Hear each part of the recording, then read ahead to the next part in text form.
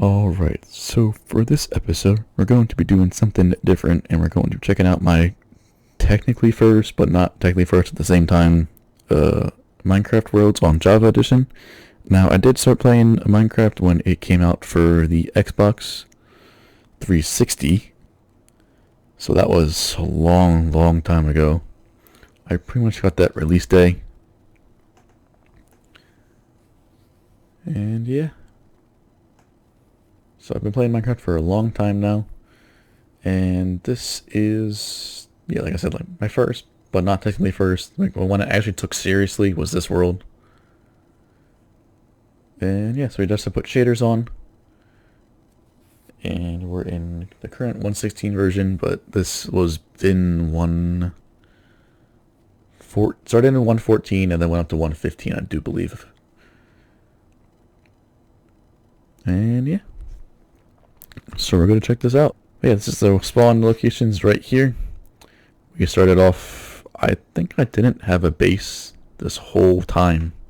I think I pretty much just lived in that thing over there. So yeah. Had some sheep here because this is well, I had plans for a ridiculous iron farm, but then realized that stacking them like this doesn't work very well. As you can see, the villagers, this is not working in the current version, and all the zombies are gone, and you can see the one flaw right here. The iron golems spawned on the beds, which was a weird thing for me to find out. But yeah, so this was the original iron farm. Dug all the way down to bedrock, and all encased in a 3x3 chunk area. So this is when chunk loading was made easy with nether portals, but then has since been removed. Well, not removed. Still in the game. It's actually quite useful. I use it a lot for various builds, which is the first thing I actually used the chunk loading for. And yeah, it was an iron farm. So collection chamber, or the killing chamber as you can say down here, was lava blades. And then transferred over across here to some item sorters, which was very hard to compact and everything.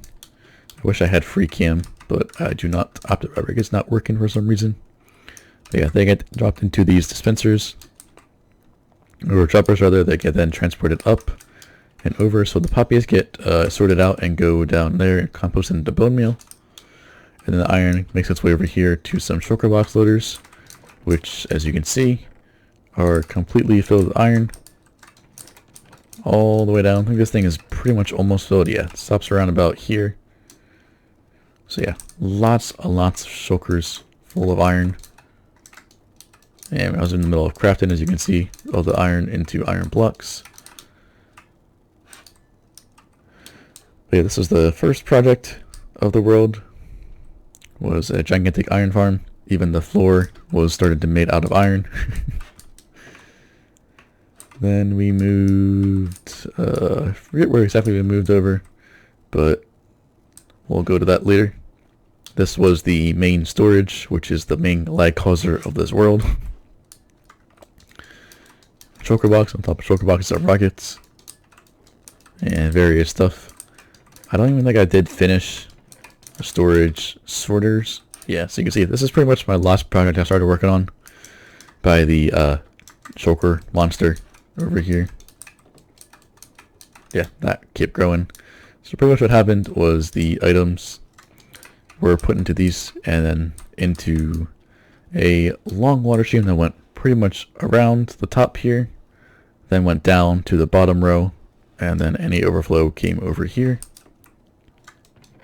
which was a bunch of shulker boxes.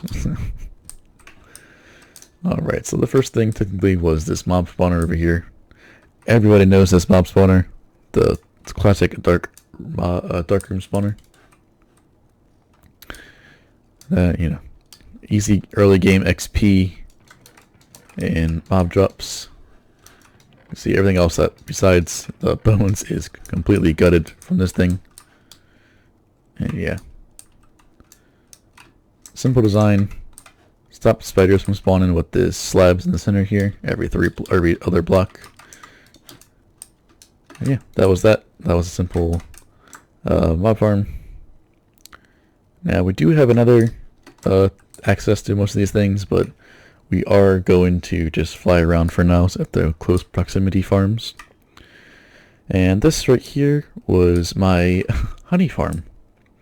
So before there was a definite design for honey farms, I decided to come up with my own.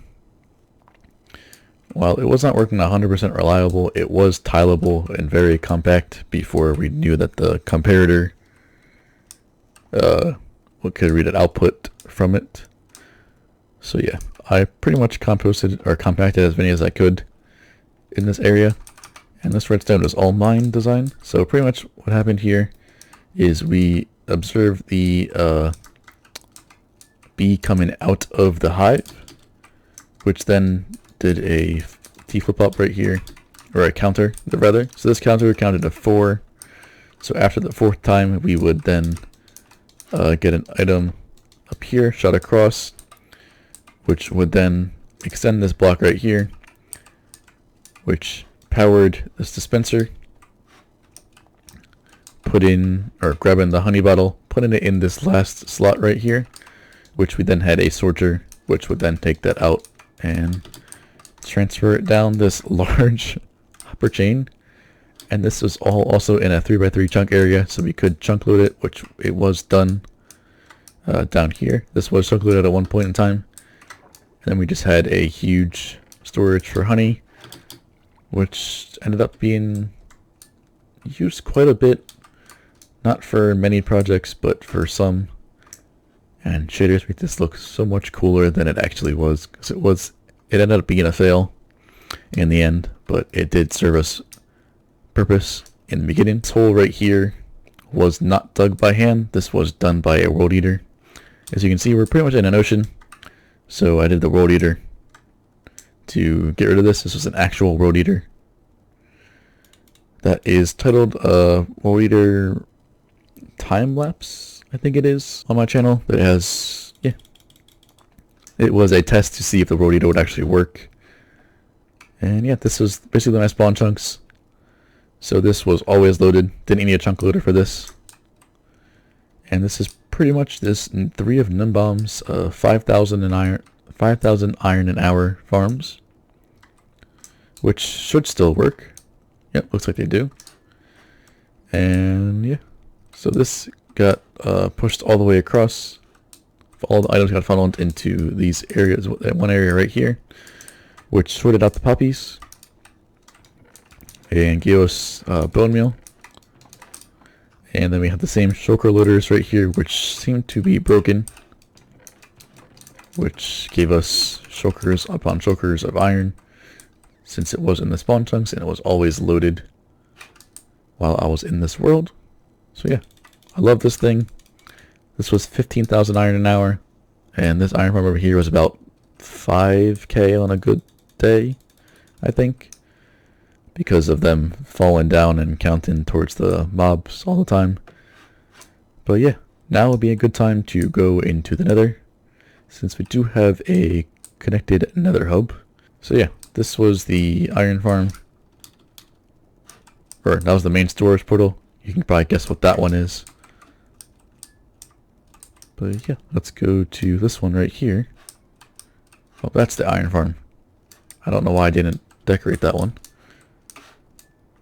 So yeah, we can go to one of the first ones I did, which, if you can't know what these are slime blocks. They're just white because of the texture pack vanilla tweaks that I use.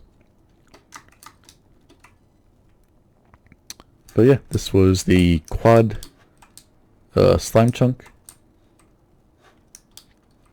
This was pretty much a cross pattern, but we just used the for angles or axis. So yeah, one of the first major farms right here, all dug out by hand. It's only 5 chunks, but it did take a while to do. And yeah, this was controlled up here So we had the minecarts controlled over here, instant wire that would lead down to the minecart track. So you can see the redstone blocks here, that there is a minecarts constantly going around and then getting unloaded. Transferred in their items up here, these water streams. Yes, you can see, you can't really tell without defining with the glass, but yeah, transferred up here and then into this temporary storage. So didn't really build a storage here. But yeah, that was that farm. So we're gonna go here. I kind of designed the walls to kind of indicate where we're going. So this is the Guardian farm. And yeah, as you can see, this is Iskal's Art Guardian farm. Worked quite well, in all honesty. I just did some minor modifications to change everything else, but it didn't work very well. As you can see, there is Guardian spawn in here, which then lowers our rates, but not too much. I liked the concept of the blue and orange glass, so I did keep that. And we go down here. This is where it was a slime chunk, but this is where you see the Guardians fall, and their drops get transported out above to the surface, just so I like the added effect. And then they would come down behind this wall here,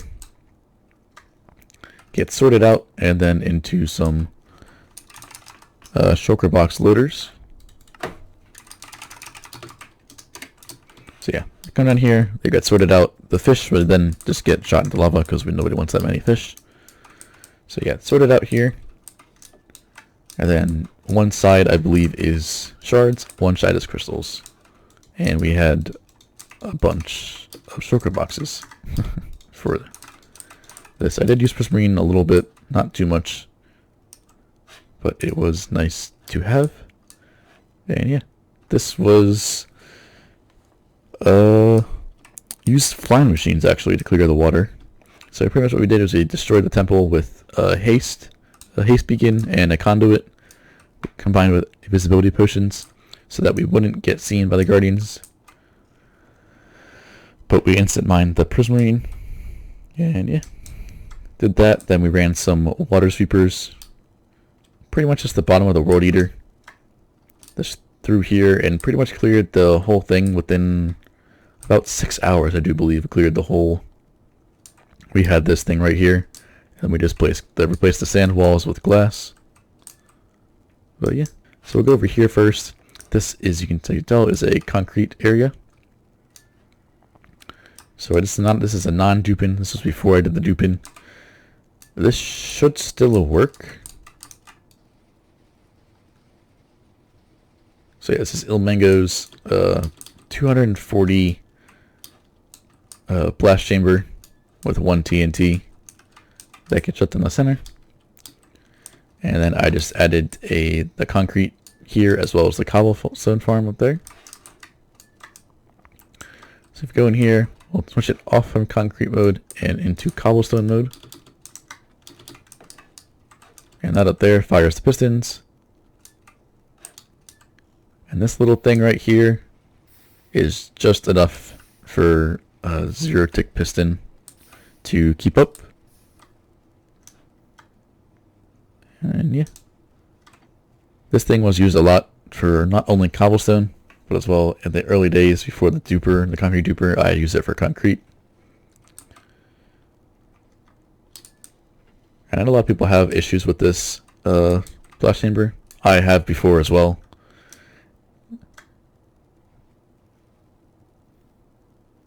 But just because everything's so precise, but it still works for me in this world. So yeah, this thing wasn't too bad to build. Okay, let's turn this off. We had an instant wire, as you can see over here, that went up to here to start the cobblestone farm.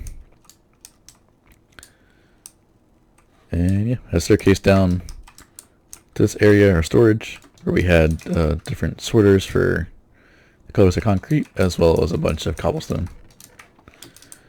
So what those levers did up there is they pretty much redirect the water. So if we're in concrete mode, this piston will get retracted, And this piston will get extended, blocking this water, protecting this water into the straight right here, since these sorters can keep up with the concrete that comes in. Now if we have it in cobble mode, we send it around this way to these sorters, just because the cobblestone doesn't always get collected, so we just send it in a little bit of a loop. But yeah, that's this area. I think it is also another mob farm. My memory serves me correctly. It is. So this right here was a 4-tower design of Numbomb's mob farm. So this thing was used quite a bit, especially for bones. And yeah, didn't drop them too far. We got the iron golems down here to kill the ones that had further fallen. All the drops are transferred up here and sorted out. So I used the one thing with the water right here with the trident to launch myself up to those glass blocks you can see right about there.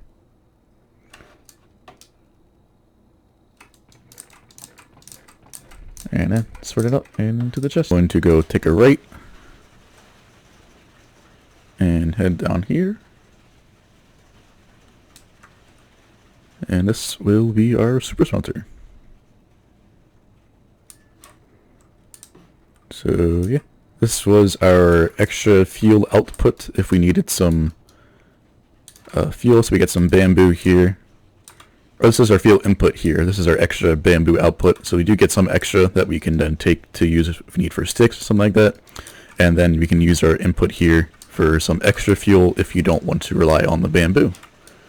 And then our actual item input is right here. And then your drops would be transported right here. So let's go and see what we have in the fuel for the furnaces. I didn't add a fuel indicator for this one, but yeah, this is my super smelter. Now this thing is not compact in the slightest, and over here we have a 32 by 32 by 16 bamboo farm that was launched by these flying machines, and which was controlled by a 2-stage hopper clock. So you can see this one hopper clock only has 4 items, but this one has 4.5 stacks in about. So it pretty much gives us a quick pulse to the flying machines, but also then delays it until they launch the flying machines again. So a little bit weird of a system, but it works, so I was happy with it. And yeah, so we dock them on these hoppers right here by taking these blocks that would be down right in here powering this powered rail right here. But we have them up, they stop, and they actually don't fall behind here. I was kind of surprised that they never did, but I was happy that they didn't. So yeah, we can probably turn this on. We have some fuel. And yeah, so the hoppers, or the items that we want to smelt, we get transported up here and then onto these minecart loaders right here. That's on both sides. And then they would go around. The fuel does the same thing over here. All of our fuel, or bamboo, gets sent to here. And if we did add the regular fuel, that would also get transported up into here by this water elevator right here. And then any extra bamboo that we get would go down here. So these weren't perfect. They would sometimes get above actually 4 stacks of furnaces. This is 256 furnaces. I thought it was 512, but it is 32 and 8 rows of 32. So yeah, let's turn the time to day here.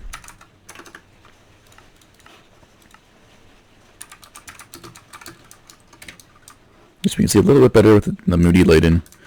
But yeah, so any extra, because it wouldn't get perfectly 4 stacks in the minecart. Sometimes it's a lag spikes or whatever. I had the system here. So in this block right here, there is a hopper minecart.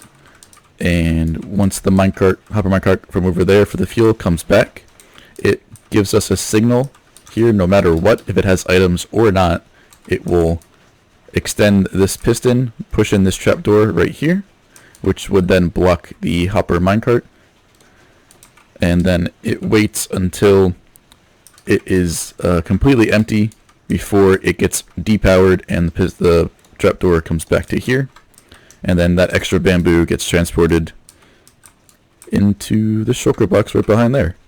So we could get some bamboo if we want.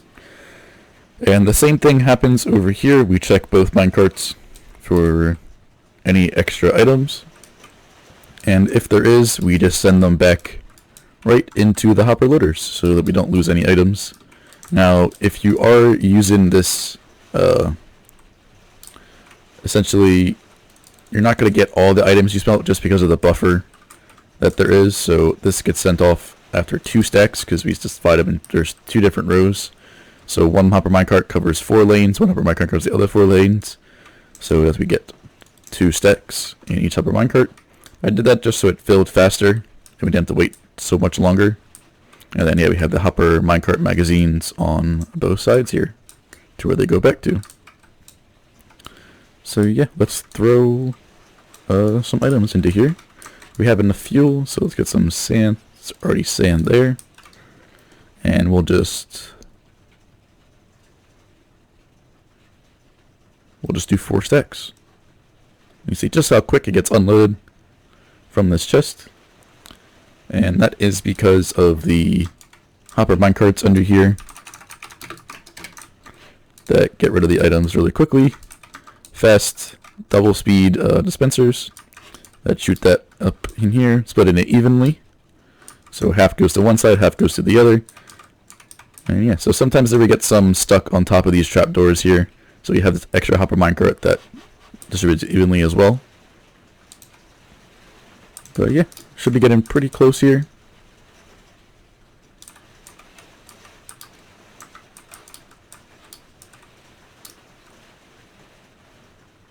Oh, it actually already went off. I didn't even notice that. And yeah, there we go, getting some glass here. So these are the ends that we send the items to, and they get transported down here, which then go into all these water streams, into this main water stream right here, that then flows around, or where did it go? Ooh, that's an issue I didn't know. I didn't even notice that some items got stuck there. So yeah, they go around up in here, and then down right to you.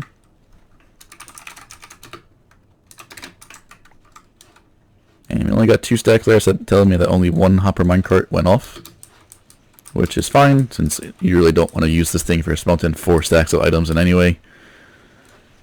But yeah, alright, so this is where I spent a lot of my time, was this tree farm. And yeah, so this is more than 1 tree farm. As you can see, it's loaded in the back.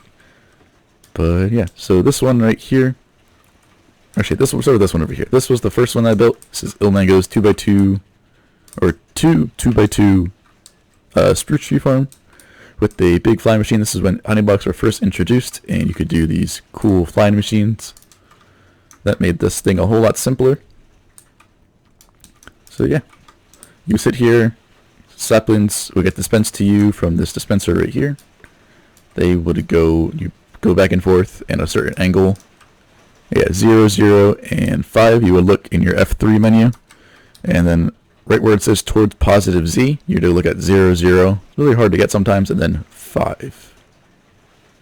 So yeah, you would look like that, get in the right spot to where you would place all 8 saplings, and then they would get bone meal from these dispensers here. The bottom down here pushes the logs up so that they have the clearance over the dispensers to where they would get pushed, and then bombarded by TNT dupers up here.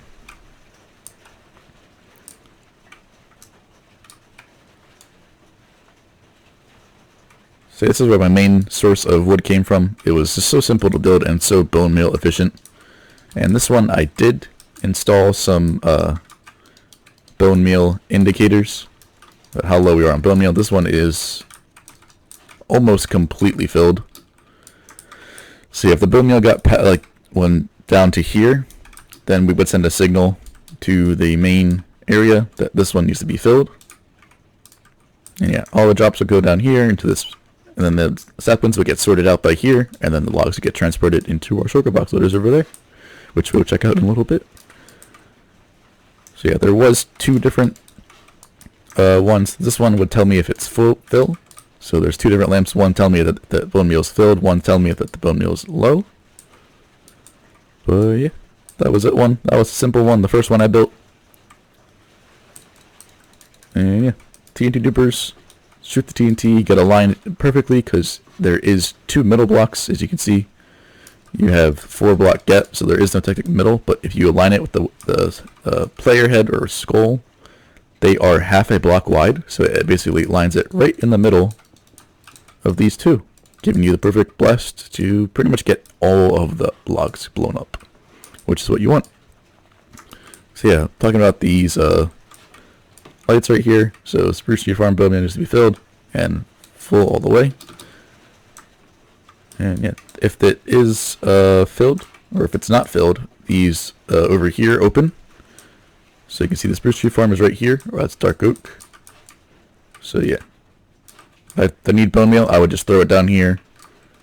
It would get sent to its correct one. So there's 3 different water streams here. I didn't hook up the dark oak because I didn't finish that one. That was a long project. But yeah, players get distributed evenly through these massive water streams to their each farm. So yeah, let's go to this one.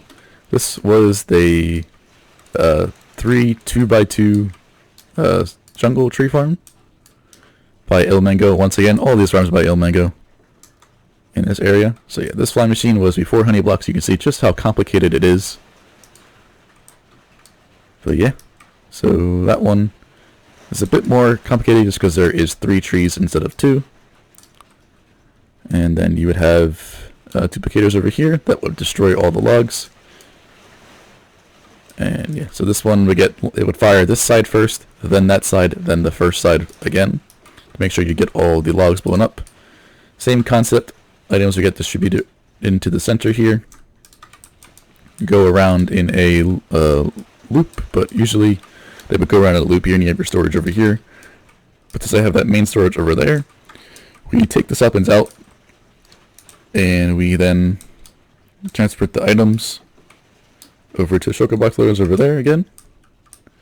And then the last one I didn't completely finish. We got the main bulk of the farms done. We just didn't get the bone meal or the log output in. So this one was 108,000 logs an hour if you run it at full speed. This is Il Mango's dark oak tree farm. Pretty much as fast as you can get with dark oak. It is kind of nutty, but I never really finished it just because of the bone meal that's needed for this thing. It's a lot, and I didn't even want to start doing that. So by the time I finished this, it was pretty much time for a new world. But yeah, this one's very complicated to explain. So if you want to see it, just search for Il Mango dark oak tree farm 108,000 an hour, and you will probably see it on his channel. And this one right here is an ice farm. This was just a simple ice farm right here. This was, I think it was by a 200, maybe it was 100 by 100. I'm not completely sure. But yeah, this was just a simple ice farm. Nothing too fancy. But you just had the ice freeze slowly. Stand here, and you would pretty much load all this to where when you come back in a couple hours, something like that, the full thing would be frozen over. Nothing too fancy, just for some ice if you needed it. If we head down here, we go to the end, which is chunk loaded for the gravity duper. So this was my own project. So this was duper designed by Rayworks, but this blast chamber over here. Oh, this is actually not mine. This is actually Il Mango's. So yeah, I had 4 Il Mango's, 240 blast block blast chambers, which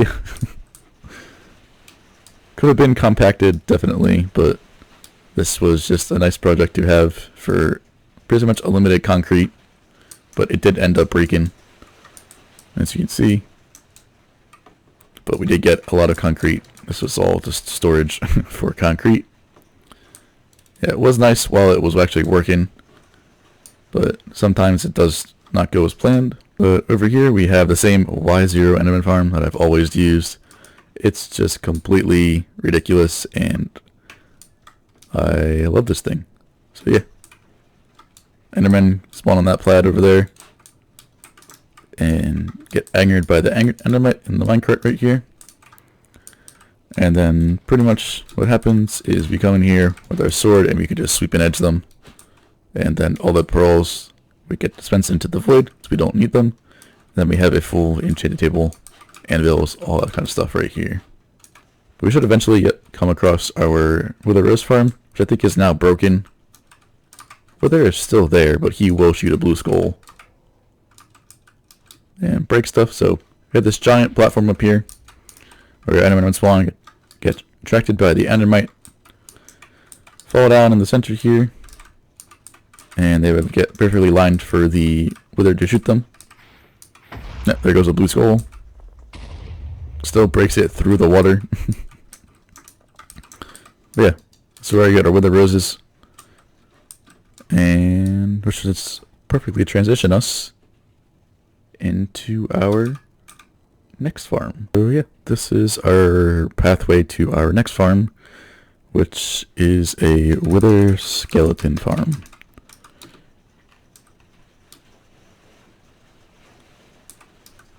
Now it was quite close, and I was surprised that what I actually found here is actually quite rare.